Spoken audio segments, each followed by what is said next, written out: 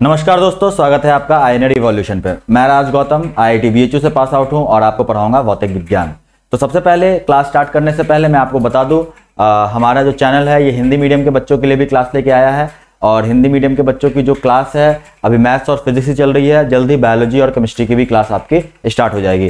तो हम लोगों ने अब जो हम लोग देख रहे हैं आज के लेक्चर में वो देखने वाले हैं आधारभूत गणित। आधारभूत गणित में हम लोगों ने पहला लेक्चर पढ़ा था जिसमें हम लोगों ने त्रिकोणमिति के बारे में पढ़ा था। आज हम लोग देखने वाले हैं अवकलन। अवकलन मींस डिफरेंशिएशन के बारे में, ठीक है। तो सबसे पहले हम लोग क्लास स्टार्ट करने से पहले एक बार अपनी टीम का एक बार ब्रीफ इंट्रो कर लेते हैं। विष्णु सर एलएन में पढ़ाते थे पहले, अब हमारे साथ हैं और विष्णु सर आपको पढ़ाएंगे मैथमेटिक्स, रजनीश सर केमिस्ट्री पढ़ाएंगे, मयूरी मैम बायोलॉजी पढ़ाएंगी, शुभम सर भी आपको मैथ्स पढ़ाएंगे, ठीक है दोस्तों। चलिए आगे देखते हैं हम लोग आज क्या देखने वाले हैं, अवकलन। अवकलन बताने से पहले सबसे पहले मैं आपको ये समझा देता हूं कि फलन क्या होता है, ठीक है। फलन क्या होता है? फलन मींस फंक्शन। फलन मींस फंक्शन, ठीक है।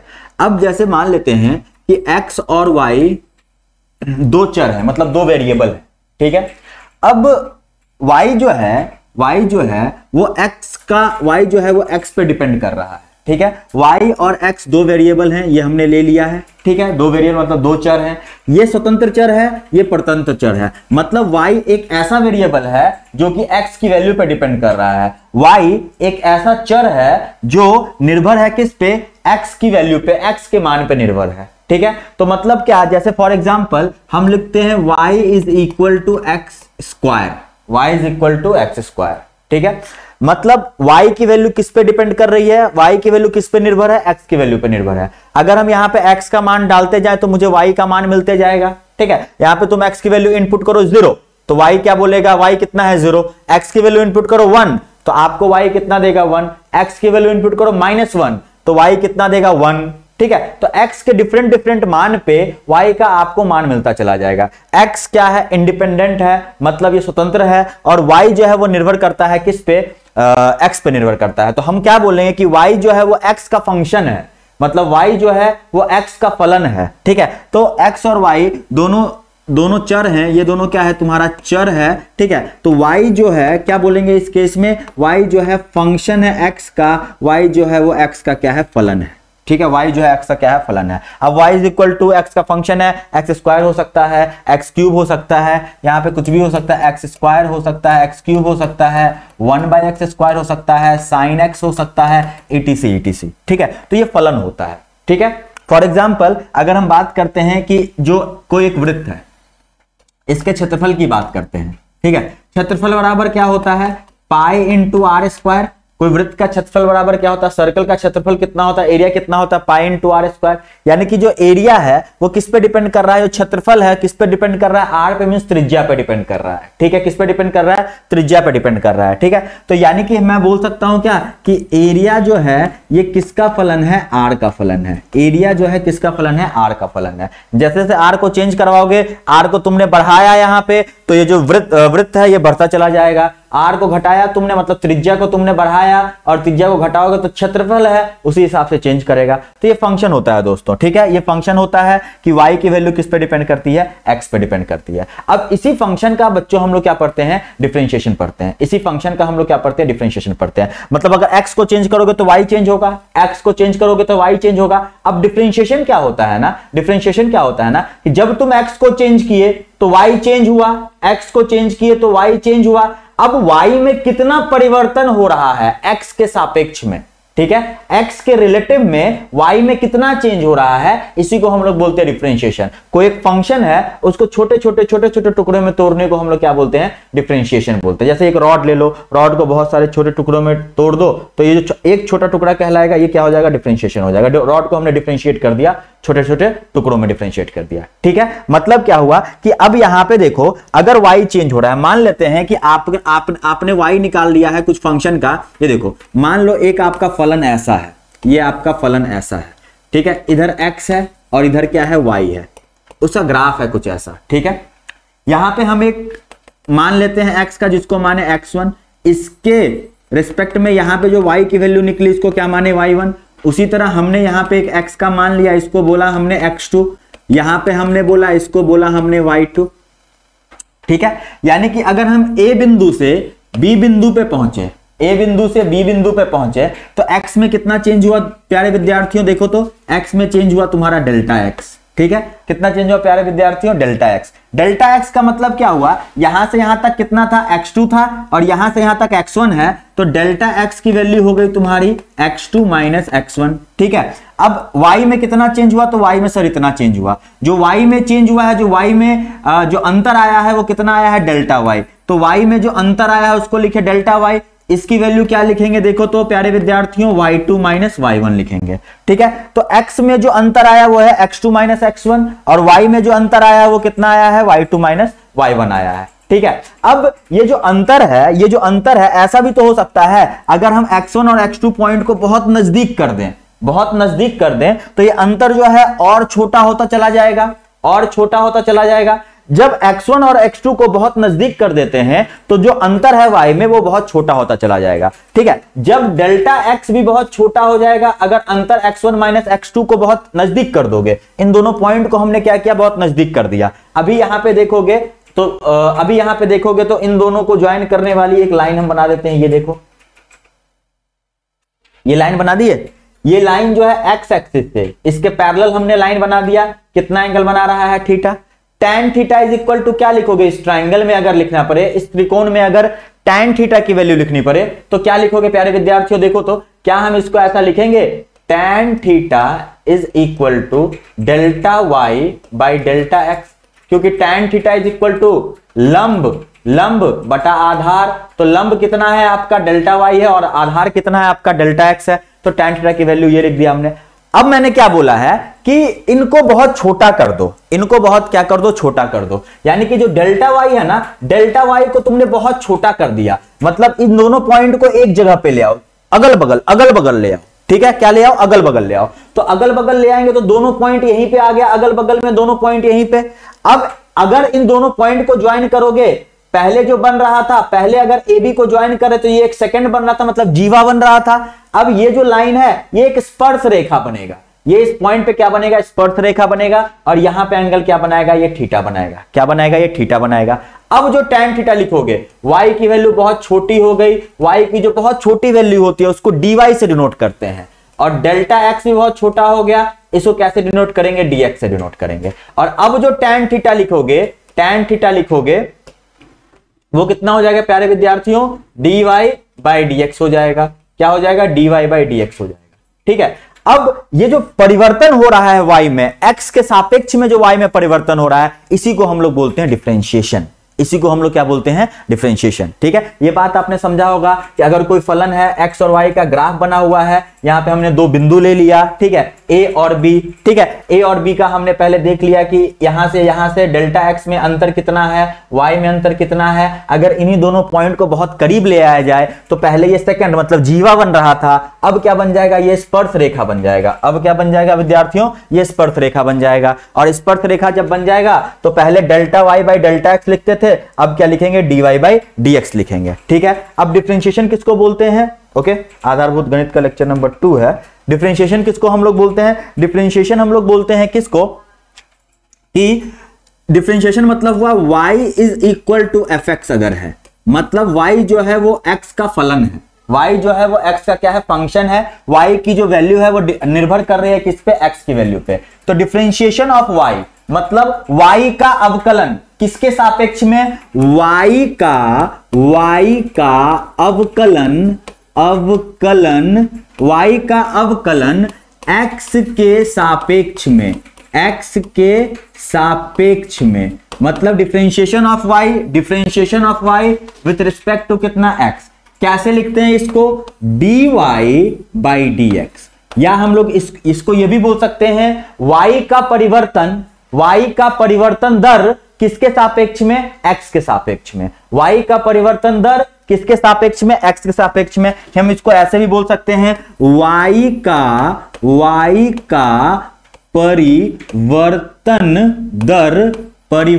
दर मतलब rate of change of y with respect to x। तो y का परिवर्तन दर x के सापेक्ष में सापेक्ष में, y का परिवर्तन दर x के सापेक्ष में, इसको भी हम लोग क्या लिखेंगे, dy बाई dx। y का परिवर्तन दर y में, dy का मतलब y में चेंज, dx का मतलब x में चेंज, तो y में कितना परिवर्तन हुआ और किसके सापेक्ष में लेना है, x के सापेक्ष में लेना है, इसी को हम लोग क्या बोलते हैं, डिफरेंशिएशन। तो डिफरेंशिएशन का मतलब क्या हुआ कि y में कितना चेंज आ रहा है, y में कितना परिवर्तन हो रहा है, किसके सापेक्ष में, x के सापेक्ष में। तो डिफरेंशिएशन को हम लोग ऐसे भी दिखाते हैं, डिफरेंशिएशन को हम लोग fx है ना, ठीक है, y is equal to fx है, तो हम लोग ऐसे भी लिख सकते हैं f डैश x, ठीक है। डिफरेंशिएशन मतलब अवकलन जो होगा fx का, f dash x is equal to कितना, dy बाई dx। ये अवकलन को लिखने का तरीका है, ठीक है, ये अवकलन को लिखने का तरीका, ठीक है। और अभी मैंने बताया कि dy बाई dx क्या देता है आपको, tan थीटा देता है। अब बोलोगे सर वो tan थीटा का मतलब क्या है, अभी मैं आपको समझाऊंगा। किसी भी रेखा का ढाल, ढाल मतलब क्या होता है, स्लोप, ढाल मतलब क्या होता है, स्लोप, ठीक है। किसी भी रेखा का, किसी भी लाइन का अगर मुझे स्लोप देखना है, किसी भी रेखा का अगर ढाल देखना है, ध्यान से देखिए, ये xy है, xy है, एक रेखा है यहां पे, ये रेखा है यहां पे, ये है। इसका स्लोप अगर देखना हो ना, कि स्लोप मतलब होता है कितना झुकाव है, कितना झुकाव है एक्स एक्सिस की तरफ, ठीक है, कितना झुकाव है एक्स एक्सिस की तरफ। कैसे निकालते हैं स्लोप, मतलब ढाल, ढाल कैसे निकालते हैं, हम लोग क्या करते हैं ना कि एक्स का जो पॉजिटिव अक्ष है, एक्स का जो पॉजिटिव एक्स है मतलब धनात्मक अक्ष है, उससे तुम वामवृत्त में घूमो, ठीक है, वामाव्रत में घूमो, वामाव्रत में मतलब एंटी क्लॉकवाइज घूमो, बता रखा है, ओके। जो एंगल बना थीटा उसका टैन ले लो, ठीक है, क्या ले लेना है, टैन लेना है। फिर से देखो, हमें एक्स और वाई पे एक लाइन लेनी है जिसका क्या निकालना है, ढाल निकालना है, मतलब स्लोप निकालना है। स्लोप का मतलब क्या हुआ, वो लाइन एक्स के इधर कितनी झुकी हुई है, ओके। कैसे निकालना है, एक्स के पॉजिटिव अक्ष से मतलब धनात्मक अक्ष से क्या करना है, वामाव्रत में घूमना है, मतलब एंटी क्लॉकवाइज घूमना है, एंटी क्लॉकवाइज घूमने पे उस लाइन तक पहुंचना है, और जो वो एंगल आया है, जो वो कोण आया है, उस कोण का माप ले लेना है। तो माप कितना आया, थीटा। अब इसकी टैन वैल्यू लो, मतलब टैन थीटा ले लो। टैन थीटा जो होगा इसका, इसी को हम लोग बोलेंगे स्लोप, m से रिप्रेजेंट करते हैं, यही होता है रेखा का ढाल। क्या हुआ, ये रेखा का क्या हुआ, ढाल हुआ, m से रिप्रेजेंट करेंगे, और ये क्या हो गया, रेखा का स्लोप, या रेखा का क्या हो गया, ढाल हो गया, ठीक है। अब अगर तुम इस थीटा को देखो तो हम यहां पे ऐसा बोल सकते हैं कि tan theta is equal to perpendicular by base, tan theta is equal to perpendicular by base. तो परपेंडिकुलर में क्या है तुम्हारा, y है, बेस में क्या है तुम्हारा, x है। तो यहां पे tan थीटा का मतलब क्या बोलेंगे, tan थीटा का मतलब हम यहां पे बोल सकते हैं is equal to m is equal to dy by dx, is equal to dy by dx। यानी कि अगर हम किसी फंक्शन को, अगर हम किसी फलन का अवकलन करते हैं, अगर हम किसी फलन का अवकलन करते हैं, तो मुझे क्या मिलता है, मुझे जिस पॉइंट पे, जिस बिंदु पे उस फंक्शन का अवकलन कर रहे हैं, उस बिंदु पे मुझे उस फंक्शन का ढाल मिल जाता है।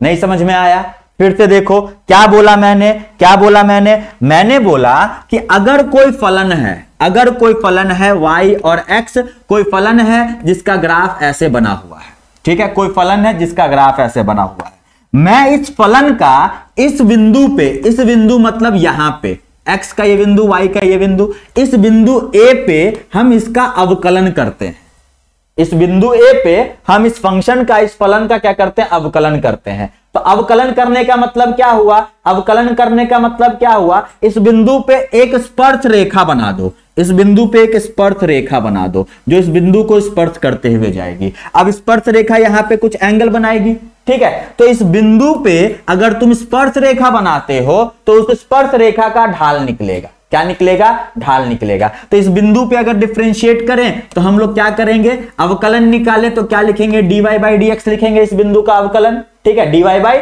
dx लिखेंगे, क्योंकि y के रेस्पेक्ट, y चेंज हो रहा है x के रेस्पेक्ट में, y की वैल्यू जो है परिवर्तित हो रही है किसके सापेक्ष में, x के सापेक्ष में। तो हमने क्या लिख दिया, परिवर्तन ऑफ y, परिवर्तन ऑफ y किसके सापेक्ष में हो रहा है, तो सर x के सापेक्ष में हो रहा है, ओके। किसके सापेक्ष में हो रहा है? x के सापेक्ष में हो रहा है। y का परिवर्तन यहाँ पे x के सापेक्ष में हो रहा है, ठीक है। तो हम लोग यहाँ पे क्या कर दें, तो y का परिवर्तन x के सापेक्ष में, क्या इसी को हम लोग ढाल बोलते हैं, ठीक है। क्या क्या बोलते हैं इसको? हम लोग ढाल बोलते हैं। और ढाल मतलब क्या हुआ? m, और m मतलब क्या हुआ? tan theta. m मतलब क्या हुआ? tan थीटा, ठीक है। तो dy बाई dx से क्या निकलेगा? आपका tan थीटा निकलेगा, ओके, ढाल निकलेगा। आगे देखते हैं। ज्यामितीय अर्थ मैंने आपको बता दिया, ठीक है। ज्यामितीय अर्थ मैंने आपको बता दिया। क्या निकलता है? किसी भी बिंदु का, जिस बिंदु पे हम लोग अवकलन करते हैं उस फलन का, उस बिंदु पे हमारा क्या निकलता है? स्लोप निकलता है, मतलब ढाल निकलता है। ये ज्यामितीय अर्थ हुआ किसका? अवकलन का, ओके। चलिए आगे बढ़ते हैं। अब कुछ नियम है अवकलन का, ठीक है। बारी बारी से हम लोग नियम देखेंगे।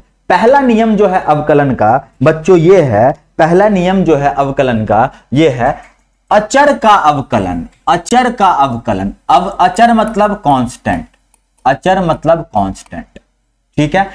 मतलब कांस्टेंट मतलब हुआ कि y इज इक्वल टू 8 मान लेते हैं, 10 मान लेते हैं, 20 मान लेते हैं, -10 मान लेते हैं, -1/2 मान लो। मतलब y जो है 8 के बराबर है। मतलब y जो है अब x पे डिपेंड नहीं कर रहा है। x की कुछ भी वैल्यू को चेंज करोगे तो y की वैल्यू हमेशा क्या रहने वाली है? 8 रहने वाली है। हमेशा क्या रहने वाली है? 8 रहने वाली है। यहां पे देखो, अगर कोई फलन है आपका y और x का, अगर हम ग्राफ बनाएं और y का जो मान है 8 दिया हुआ है, मतलब x की वैल्यू 1 रखो तो भी y 8 है, x की वैल्यू 2 रखो तो भी y 8 है, x की वैल्यू 3 रखो तो भी y 8 है। इन सबको ज्वाइन कर दो तो ये कांस्टेंट फंक्शन हो गया। क्या हो गया? कांस्टेंट फंक्शन हो गया। तो कांस्टेंट फंक्शन जो अचर फलन है, अचर फलन है आपका, अचर फलन का y में कोई परिवर्तन है? नहीं है। y में कोई परिवर्तन है? नहीं है। अवकलन क्या होता है?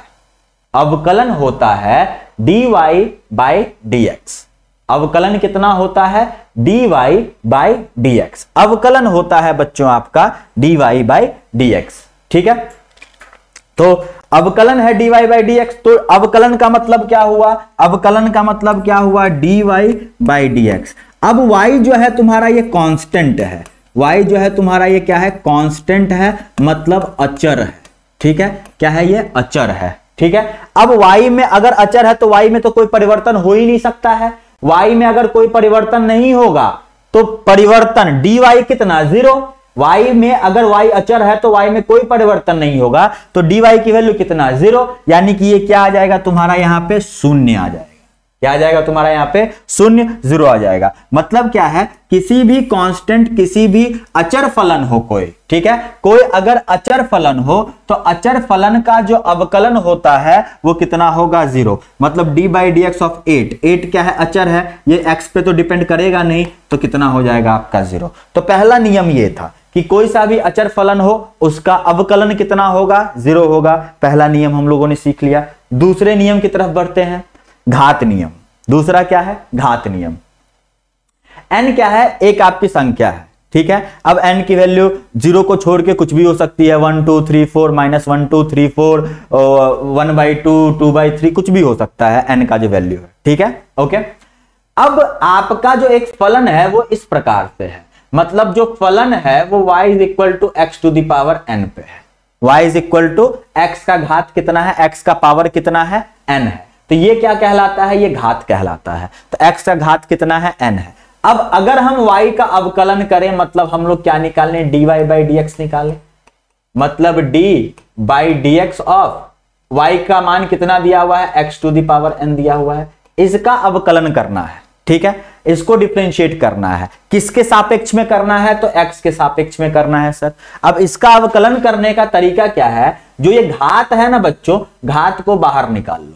घात को क्या करो? बाहर निकाल लो। जो आपका x बचा है उसमें से 1 माइनस कर दो। जो घात n है अब n में से -1 कर दीजिए। पहले घात को बाहर निकाल लिए, फिर जो n है उसमें से 1 माइनस कर दीजिए, ठीक है। वही आपका लिखा हुआ है कि मूल घातांक में से 1 घटा देते हैं और परिणाम को n से गुना कर देते हैं, और परिणाम को n से गुना कर देते हैं, ठीक है, ओके। मतलब क्या हुआ? सिंपल सी बात है, अगर आपके पास कोई फलन दिया है y is equal to x cube, कितना फलन दिया हुआ है, y is equal to x cube. तो क्या करोगे आप यहाँ पे, अगर आपको अवकलन करना है y का तो हम क्या करें, D by D X of क्या कर दें, एक्स क्यूब कर दें।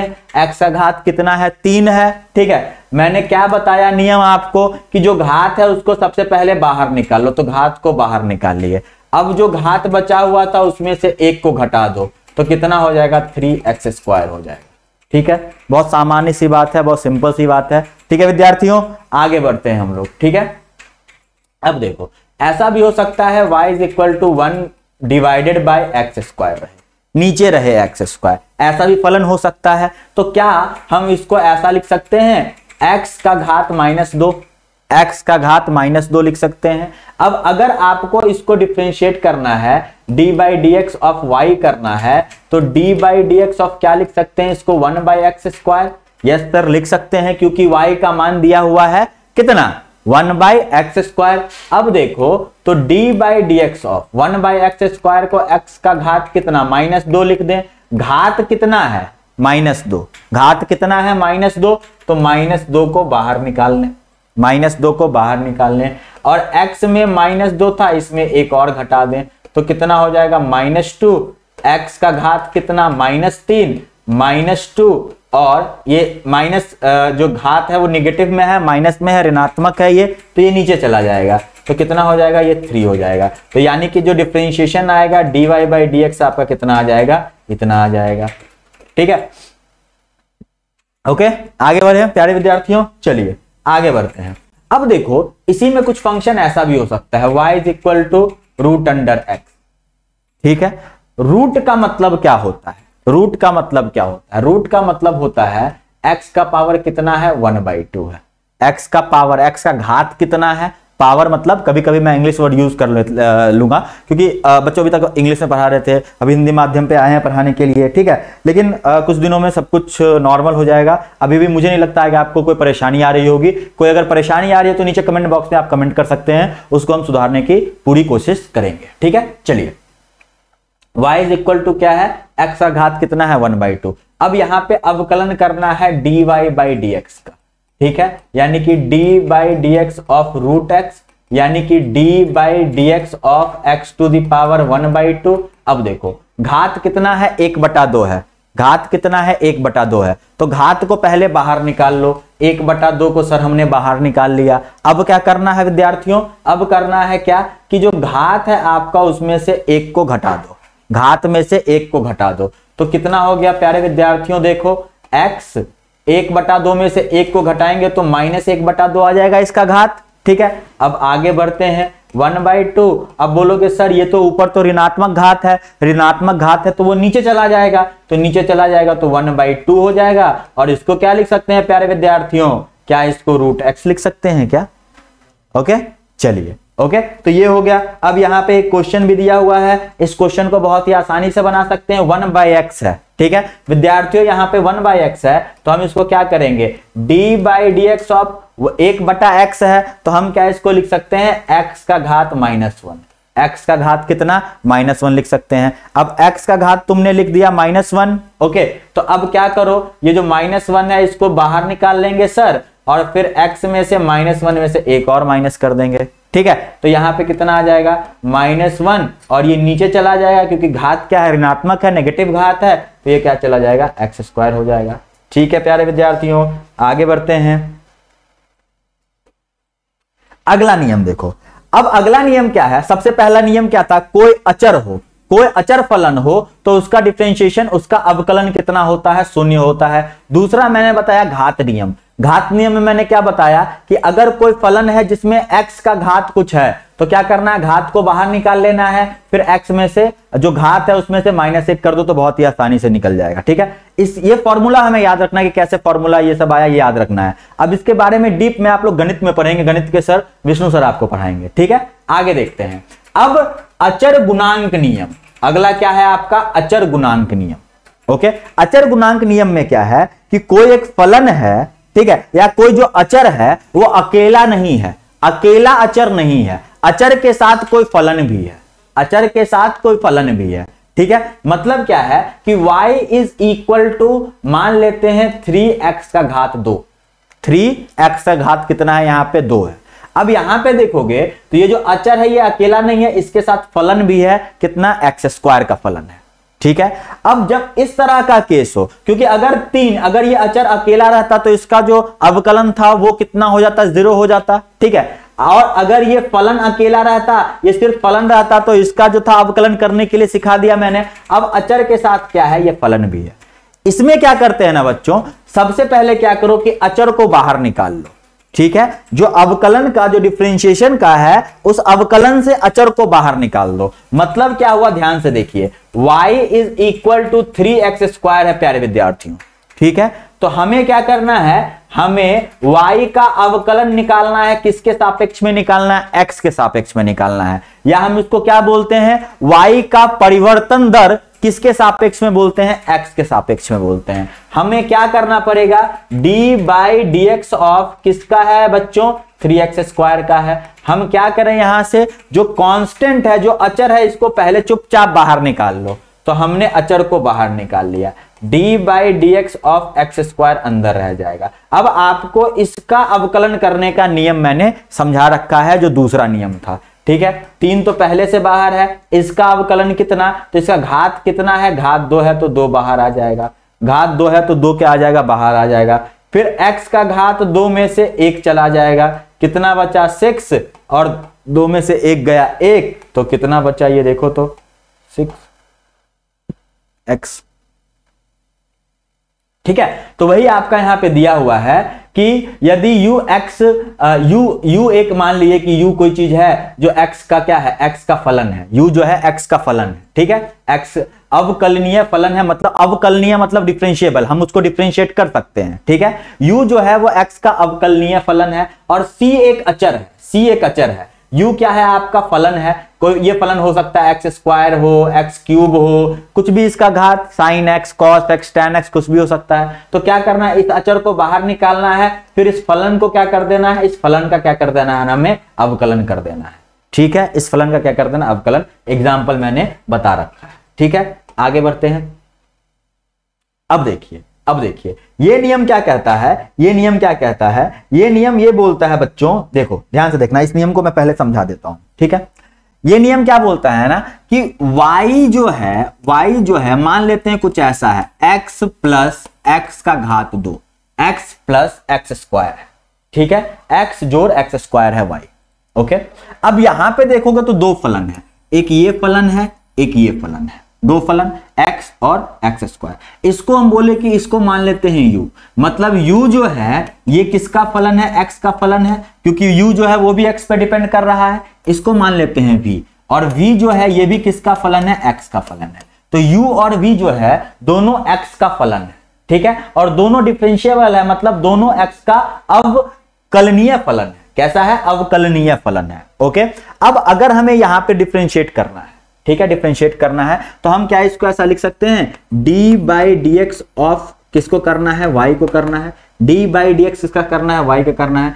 तो d/dx, ओके, y का 2 पार्ट है, एक u है, एक v है, तो हम लोग यहाँ पे u प्लस v लिख सकते हैं। और क्या बोले इसको, ये जो चीज है आपका, यहाँ पे देखो ध्यान से प्यारे विद्यार्थियों, ये जो चीज है आपका, इसको अंदर लेके चले जाओ, एक बार u के साथ लेके चले जाओ, एक बार v के साथ लेके चले जाओ, तो du/dx हो जाएगा प्लस dv/dx हो जाएगा, du/dx हो जाएगा प्लस dv/dx हो जाएगा। u का मान रख दो, v का मान रख दो, और इसको सॉल्व कर।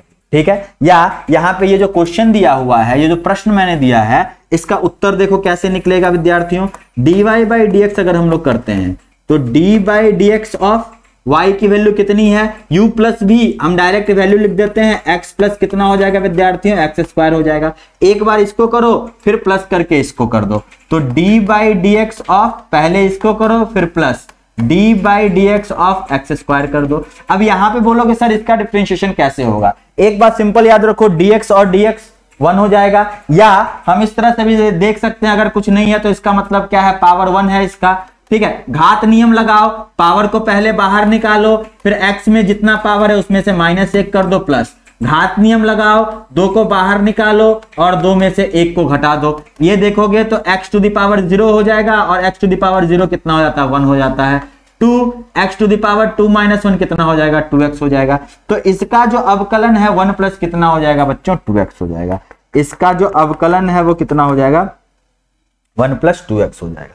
ठीक है, बहुत साधारण सी बात थी। ओके, तो यही दिया हुआ है। अब जरूरी नहीं है कि यहां पे हमेशा प्लस रहे, माइनस भी हो सकता है। ठीक है, माइनस भी हो सकता है। तो यही बात मैं यहां पे आपको बताने की कोशिश कर रहा हूं कि दो अवकलनीय फलनों का योग मतलब एडिशन का अवकलन उनके अवकलनों का योग होता है। जो दो अलग अलग फलन हैं, ठीक है, उनका दोनों का जो योग है, दोनों को अलग अलग फलन, दोनों का अलग अलग अवकलन कर लो, फिर दोनों का क्या कर लो योग कर लो। जैसे कि अगर मान लो माइनस, यहां पे प्लस रहे माइनस रहे कोई फर्क नहीं पड़ेगा। u और v है, दोनों क्या है फलन है, किसका x का है, डिफरेंशिएट करना है। ठीक है, तो डिफरेंशिएट कर दो, u को कर दो और फिर किसको कर दो, एक ही बार होगा ये एक ही बार होगा, यहाँ पे 2 बार गलती से लिख गया। ठीक है, एक ही बार होगा। dy dx कर दो, फिर dy dx कर दो। यहाँ पे माइनस है तो माइनस रहेगा, ऐड है तो ऐड रहेगा। अगर प्लस है तो यहाँ पे प्लस रहेगा, वहां प्लस है तो यहाँ भी प्लस होगा। ठीक है, ओके।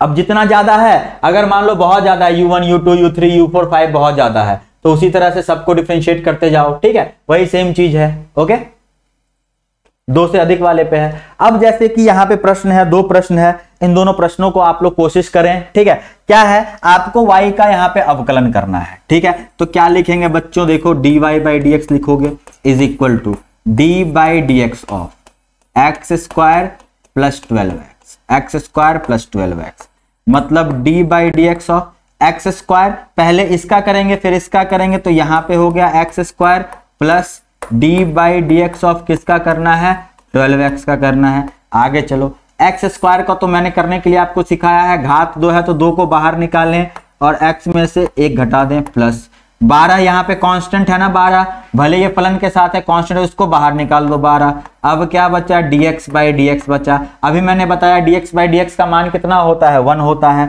तो यहाँ पे कितना आ जाएगा 2 और 2 - 1 मतलब 1, 2x प्लस 12 कितना आ गया इसका अवकलन dy बाई dx कितना आ गया, देखो बच्चों 2 dy बाई dx आ गया 2x प्लस 12। ठीक है, उसी तरह इसका अवकलन आप लोग ट्राई करेंगे। इसका अवकलन के लिए क्या करेंगे dy बाई dx करेंगे। ठीक है, यानी कि इसका अवकलन करो फिर इसका करो फिर इसका करो फिर इसका करो, सिंपल सी बात है। यानी कि अवकलन dx के रिस्पेक्ट में सबसे पहले क्या है तुम्हारा x³ है, प्लस 4/3 तो बाहर आ जाएगा, d बाई dx ऑफ क्या हो जाएगा एक्स स्क्वायर हो जाएगा, माइनस 5 तो कांस्टेंट है बाहर आ जाएगा, dx बाई dx हो जाएगा, plus d by dx of कितना हो जाएगा 1 हो जाएगा। 1 क्या है कांस्टेंट है, अचर है, तो इस 1 का डिफरेंशिएशन कितना हो जाएगा 0 हो जाएगा।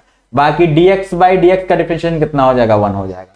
बाकी अगर तुम देखोगे तो घात इसका 3 है तो 3x स्क्वायर इसका हो जाएगा, प्लस 4/3, एक्स स्क्वायर है तो घात को बाहर निकालोगे तो 2x इसका हो जाएगा, माइनस 5 ये हो गया। तो क्या हो गया देखो, तो ये 3x square plus 8x by 3 minus 5। ठीक है, ये क्या हो गया dy बाई dx, ये इसका y का ये अवकलन हो गया, y का क्या हो गया ये अवकलन हो गया। ठीक है, आगे बढ़ते हैं।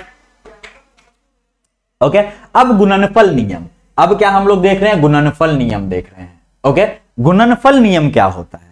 गुणनफल नियम हुआ कि पहले क्या था u और v 2 फलन था, 2x का फलन था, दोनों का योग लिया गया था, दोनों को ऐड किया गया था।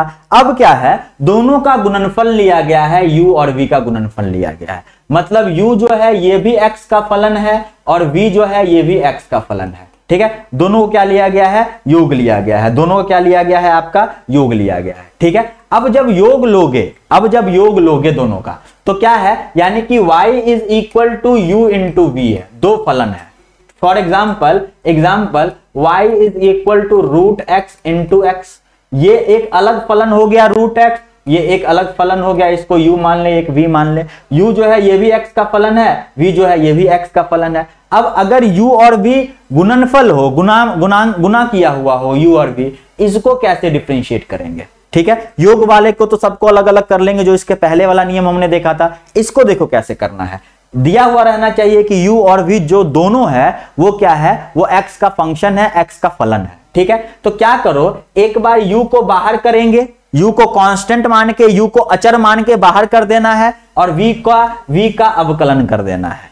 ठीक है, u को अचर मान के बाहर कर देना है, v का अवकलन कर देना है, प्लस फिर v को अचर मान के बाहर कर देना है, u को अवकलन कर देना। मतलब पहली वाली को बाहर निकालो, दूसरी वाली को तोड़ दो, फिर दूसरी वाली को बाहर निकालो, पहली वाली को तोड़ दो। ठीक है, समझ में आया क्या? ओके, ठीक है। तो यानी कि डिफरेंशिएट करना, देखो जैसे कि अब मान लो तुम्हारी किसी से लड़ाई हो रही है, ठीक है, अब दो सामने से अटैक कर रहे हैं, तो क्या करोगे? अब दोनों से साथ में हम लड़ नहीं सकते हैं, तो एक को पहले बाहर रखो, दूसरे को तोड़ दो, फिर दूसरे को बाहर रखो, पहले को तोड़ दो। तो यही करना है जब गुणनफल नियम, मतलब u और v जो दोनों है x का फलन है, लेकिन दोनों गुना है, दोनों गुणनफल है। ठीक है, मतलब u इंटू v है, इस टाइप का फंक्शन रहे तो एक को बाहर निकालो, दूसरे का अवकलन करो, फिर दूसरे को बाहर निकालो, पहले का अवकलन करो। वही यहां पे लिखा हुआ है कि u और v का डिफरेंशिएशन, मैंने अभी बताया ना कि अवकलन को हम लोग इस तरह से भी डिनोट करते हैं। तो u को हमने बाहर निकाला, v का अवकलन कर दिया, फिर v को बाहर निकाला, u का अवकलन कर दिया। ठीक है, चलिए ओके। हम लोग इसमें ऐसा नहीं करेंगे कि मान लो जैसे x square x into x है, तो पहले वाले को अवकलन करो, फिर दूसरे वाले को अवकलन करके गुना करो, ये नहीं होता, ये नियम नहीं होगा। ठीक है, ये जो होगा ये गलत हो जाएगा। ओके, ठीक है, इसलिए मैंने आपको यहाँ पे ये लिखा हुआ है। अब जैसे कि ये आपका फंक्शन है, ये आपका फलन दिया हुआ है, इसका अवकलन करना है। तो यानी कि यहाँ पे देखो दो फलन है, एक ये है, एक ये है। इसको u मान लेते हैं, इसको क्या मान लेते हैं? v मान लेते हैं। दो अवकलन है, इसको क्या, दो फलन है, एक को u मान लो, एक को v मान लो। ठीक है, दोनों किस में है? गुना में है। u और v क्या है? गुना में है। आपको अगर dy बाई dx करना है, क्या करना है? आपको dy बाई dx करना है। ठीक है, तो मतलब क्या है? पहले वाले फलन को बाहर रखो, यानी कि एक्स स्क्वायर प्लस 1 को हमने क्या किया? बाहर रखा। दूसरे वाले फलन का अवकलन कर दो, एक्स क्यूब प्लस 3 का अवकलन कर दिया, प्लस फिर दूसरे वाले फलन को बाहर रखो, मतलब एक्स क्यूब प्लस 3 को हमने बाहर रखा है, और पहले वाला जो फलन है इसको डिफरेंशिएट कर दिया, मतलब एक्स स्क्वायर प्लस 1 को डिफरेंशिएट कर दिया। देखो क्या हो जाएगा, ये एक्स स्क्वायर प्लस 1, ठीक है, एक्स क्यूब। अब ये क्या है? दोनों योग नियम वाला है। अब ये योग नियम वाला ना, अब योग नियम वाले में देखोगे तो एक बार इसको डिफरेंशिएट करो, फिर अगले बार उसको डिफरेंशिएट कर दो। ठीक है, तो अगर देखोगे एक्स क्यूब का तो 3x स्क्वायर हो जाएगा, इस 3 के साथ जाओगे तो 3 कांस्टेंट है, तो प्लस कितना हो जाएगा? 0 हो जाएगा, प्लस एक्स क्यूब प्लस 3 है आपका। अब इसको डिफरेंशिएट करो, इसको अंदर लेके चले जाओगे तो एक्स स्क्वायर आएगा पहले, तो एक्स स्क्वायर का कितना? 2x हो जाएगा, प्लस 1 का अवकलन कितना हो जाएगा? 1 कांस्टेंट है, तो 1 का अवकलन कितना हो जाएगा? 0। ठीक है, अब यहाँ पे अगर तुम देखोगे तो x square plus 1 into 3x का घात कितना? 2, प्लस x का घात कितना? 3, और into 3 into 2x, plus 3 into 2x, तो ये इसका अवकलन हो जाएगा। ठीक है, तो ये वाला नियम भी याद रखना है। तो हमने अभी तक कितने नियम पढ़े हैं? 3 नियम पढ़े, 3-4 नियम पढ़े। एक योग नियम पढ़ा, जो अगर योग में हो, u और v योग में हो तो पहले को करो, फिर जोड़ो, फिर दूसरे को करो, फिर जोड़ो, फिर तीसरे को करो। अगर दोनों गुणनफल हो, u और v गुणनफल में हो, तो एक को बाहर निकालो, दूसरे का अवकलन करो, फिर दूसरे को बाहर निकालो, पहले का अवकलन करो। ठीक है, चलिए आगे बढ़ते हैं। विभाजक नियम। अब जैसे कि y is equal to u और v का गुणनफल था, ऐसा भी तो हो सकता है y जो हो u बटा v हो, u बटा क्या हो? v हो। मतलब कुछ इस तरह का फंक्शन हुआ, x बाय रूट एक्स हो गया, x बाय रूट एक्स हो गया। ये जो है ये u हो गया आपका, मतलब u जो है वो भी x का फलन है, और रूट एक्स जो है ये v हो गया आपका, v जो है ये भी क्या है? आपका x का फलन है। ठीक है, अब u v जो है, u और v जो है दोनों x पर अवकलनीय है, मतलब डिफरेंशिएबल है। ओके ओके, और जो vx जो नीचे वाला है वो 0 नहीं है, क्योंकि नीचे वाला चीज अगर 0 हो जाएगा तो अनडिफाइंड हो जाएगा फंक्शन। ठीक है, तो अब इसका क्या होता है? ध्यान से देखो, जब भी ऐसा रहेगा ना u बाई v, तब कैसे निकलेगा? देखो, जो नीचे है ना उसका पहले स्क्वायर कर दो, मतलब उसका घात 2 कर दो। ठीक है, नीचे बटा में, ठीक है, नीचे कर दो पहले। फिर v को हम लोगों को क्या रखना है? बाहर रखना है। जो जिसका तुमने बटा में, नीचे वाले को बटा में करो स्क्वायर, ठीक है, इसको फिर बाहर रखो, तो v को हमने क्या किया? बाहर रखा। फिर जो दूसरा है उसको यहाँ पे उसका अवकलन कर दो, उसका क्या कर दो? अवकलन कर दो। फिर माइनस, फिर क्या करेंगे? माइनस। फिर जिसका अवकलन किया उसको बाहर रखो और पहले वाले का अवकलन कर दो। अब याद रखना कि विभाजक नियम जो है उसमें यहाँ पे घटता है, माइनस होता है, और जो आपका गुणनफल नियम था उसमें ऐड होता है, उसमें यही वाला चीज रहेगा, उसमें ये नीचे वाला चीज नहीं रहता है। ठीक है, चलिए आगे देखते हैं। अब इस पे इस पे हम लोग कुछ क्वेश्चन कर लें क्या इस पे, जैसे देखो इस पे कुछ क्वेश्चन कर लेते, जैसे कि मान लो y is equal to x by root x.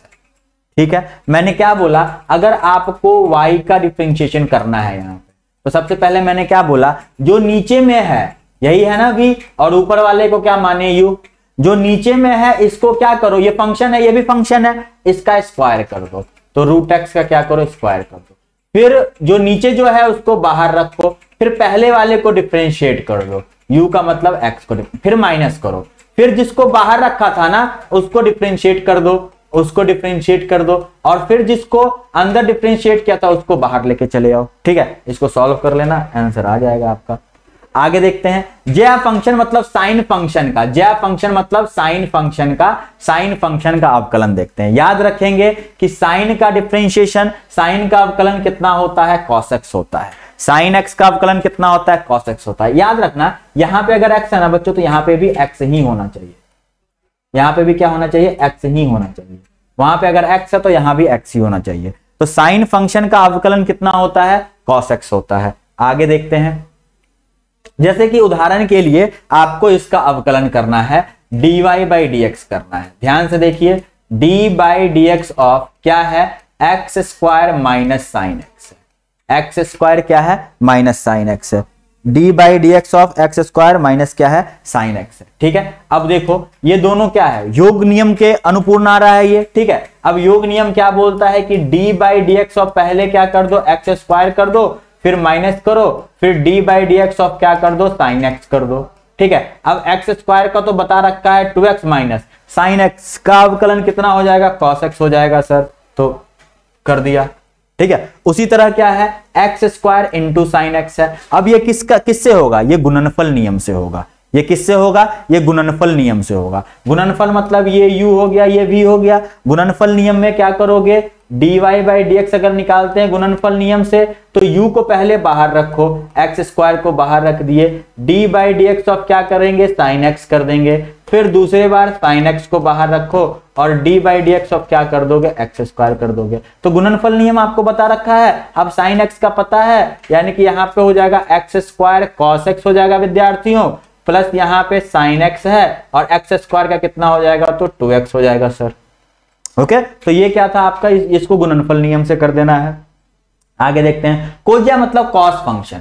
Cos function का डिफरेंशिएशन क्या होता है, माइनस साइन होता है। यहाँ पे ये गलत प्रिंट हो गया है, कितना होता है ये, माइनस साइन एक्स। ठीक है, साइन एक्स का डिफरेंशिएशन कितना होता है, माइनस साइन, कॉस एक्स का डिफरेंशिएशन कितना होता है, minus sine x. Sine x का अवकलन कितना, कॉस एक्स, कॉस एक्स का अवकलन कितना, माइनस साइन एक्स। याद रखेंगे इसको। आगे बढ़ते हैं, कुछ क्वेश्चन है ये कर लेना उसी हिसाब से। साइन एक्स को u मान लो, इसको v मान लो, u इंटू वी, गुणनफल वाले नियम से ये हो जाएगा, योग वाले नियम से ये हो जाएगा। ठीक है, ये किससे हो जाएगा आपका, गुणनफल वाले नियम से ये हो जाएगा, गुणनफल वाले नियम से ये हो जाएगा, योग वाले नियम से वो हो जाएगा।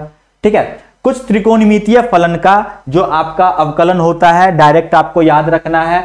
tan x का क्या होता है, sec स्क्वायर x होता है। tan x का क्या होता है, sec स्क्वायर x होता है। इन सभी को याद कर लेंगे, इन सभी को याद कर लेंगे। कैसे आता है, कहां से आता है, गणित वाले टीचर आपको बताएंगे। sec x का कितना होता है, sec x into tan x होता है।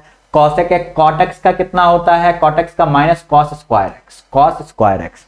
cosec x का क्या होता है, minus cosec x into cot x। ठीक है, ये अवकलन होता है, किसका होता है, इन सब त्रिकोणमितीय फंक्शन का अवकलन होता है। तो इसको याद रखेंगे। ठीक है, कुछ आपका वो है नहीं। और जो बच्चे नीट और जेईई की तैयारी कर रहे हैं, वो ये जो लेक्चर है, ये लेक्चर जो सीरीज चलेगा उसको पूरा फॉलो कीजिए, 1-1.5 साल पूरा फॉलो कीजिए, अच्छे से फॉलो कीजिए। आपको हम लोग का जो टेलीग्राम पे ग्रुप है, उसमें आपको हमारा जितने भी वीडियो हैं सबके PDF, ये सारी चीजें आपको वहां पे मिल जाएंगी। ठीक है, तो वहां से आप डाउनलोड कर सकते हैं और आराम से पढ़ सकते हैं। ठीक है, जल्दी हम लोग हिंदी माध्यम के बच्चों जो भी हिंदी मीडियम में प्रिपरेशन करते हैं, IIT जेईई और नीट की, उनको बहुत दिक्कतें होती है। ये हमें पता चला है क्योंकि हम 8-10 साल से पढ़ा रहे हैं। तो अभी तक जो हम इंग्लिश माध्यम के बच्चों को पढ़ाते थे, तो अधिकतर जगह क्या होता है, जो कोचिंग संस्थाएं हैं IIT और नीट के लिए, वो बेसिकली अंग्रेजी माध्यम में ही संस्थाएं हैं, हिंदी माध्यम में बहुत कम संस्थाएं हैं। ठीक है, लेकिन हम लोगों ने एक प्रयास किया है कि कि बच्चों को इंग्लिश माध्यम के साथ साथ हिंदी मीडियम के बच्चों को भी पढ़ाया जाए, ठीक है, क्योंकि बहुत अच्छे अच्छे बच्चे होते हैं हिंदी मीडियम में, उनको सही दिशा नहीं मिल पाती है, सही संस्थान नहीं मिल पाता है, ठीक है। तो इसलिए एक बच्चों हमारी तरफ से प्रयास है, आप भी इसमें सपोर्ट कीजिए, जितना ज्यादा हो सकता है हमारे वीडियो को शेयर कीजिए, ताकि जो जरूरतमंद लोग हैं हिंदी माध्यम के उन तक हमारा ये वीडियो पहुंच जाए, ठीक है। चलिए कर लोगे। 3x का हमने बता रखा है, अभी cot x का हमने बता रखा है, ठीक है, 3x का बता रखा है, cot x का हमने बता रखा है, ठीक है, ओके। अब देखो कुछ जो लॉगरिथम होता है, लघुगणकीय फंक्शन जो है, या e to the power x है, जिसको चरघातांकी कहते हैं, ठीक है, फलन कहते हैं, इन फलन का क्या होता है, देखो log to the base n, log to the base e, log to the base e, e की वैल्यू कितनी होती है, 2.7 होती है, ठीक है। log का बेस, log का ये बेस होता है, ठीक है, log का जो बेस होता है, अगर log का बेस e हो तो इसको हम लोग, log का बेस अगर e हो मतलब लघुगणकीय जो फलन है उसमें क्या है, बेस कितना है, e है, इसको हम लोग प्राकृतिक log भी बोलते हैं, ln, प्राकृतिक log, log to the base e को हम लोग क्या बोलते हैं, प्राकृतिक log भी बोलते हैं। तो हम लोग को अभी लॉगरिथम जो है, ठीक है, लघुगणकीय फंक्शन, लघुगणकीय जो भी है, ये हम लोग पढ़ेंगे, बाद में पढ़ेंगे, इसी जो आपका आधारभूत गणित है उसी में पढ़ेंगे। अभी के लिए हम क्या याद रखेंगे कि log जिसका बेस e है, x का डिफरेंशिएशन कितना होता है, 1/x होता है, कितना होता है, 1/x होता है, ठीक है। Similarly e to the power x का differentiation e to the power x ही होता है, e to the power x का differentiation e to the power x ही होता है। तो ये दोनों याद रखेंगे, ठीक है। चलिए, तो यहां तक हम लोग आज कर लिए हैं, मतलब लॉगरिथम फंक्शन तक कर लिए हैं। आगे हम लोग का जो अगला लेक्चर आएगा वो किस पे आएगा, वो आएगा चेन रूल पे, श्रृंखला नियम पे आएगा, ठीक है। श्रृंखला नियम मतलब हम लोग क्या करेंगे, एक हिंट मैं आपको दे देता हूं, जैसे कि हमने सीखा है कि sin x का y is equal to sin x का अवकलन कितना होगा, तो आपको पता है सर dy/dx करेंगे तो d/dx ऑफ sin x आपने अभी बता रखा है कितना होता है, cos x होता है। लेकिन अगर आपका रहे, ठीक है, अब देखो ध्यान से, यहां पे x है तो नीचे भी क्या रहना चाहिए, x ही रहना चाहिए, तभी अवकलन हो सकता है, ठीक है। अगर y is equal to sin x का स्क्वायर रहे, sin x का स्क्वायर रहे, इसका अवकलन कैसे होगा, इसका अवकलन कैसे होगा, y is equal to sin 2x रहे, x नहीं रहे, sin 2x रहे, इसका अवकलन कैसे होगा, y is equal to sin tan x रहे, ठीक है, इसका अवकलन कैसे होगा, sin के अंदर यहाँ पे 2x है, यहाँ पे x स्क्वायर है, अंदर क्या चला जाएगा, tan x चला जाएगा। तो चेन रूल या श्रृंखला नियम जो होता है, ठीक है, अंतबाह्य नियम भी उसको बोलते हैं, इससे हम लोग क्या सीखेंगे, इस तरह के फंक्शन का हम लोग अवकलन, इस तरह के फलनों का अवकलन करना सीखेंगे, ठीक है बच्चों। तो आज के लिए इतना ही, अवकलन का जो अगला भाग आएगा उसमें बाकी बचे हुए जो भी नियम है हम लोग वो पढ़ेंगे। मिलते हैं, जय हिंद, जय भारत।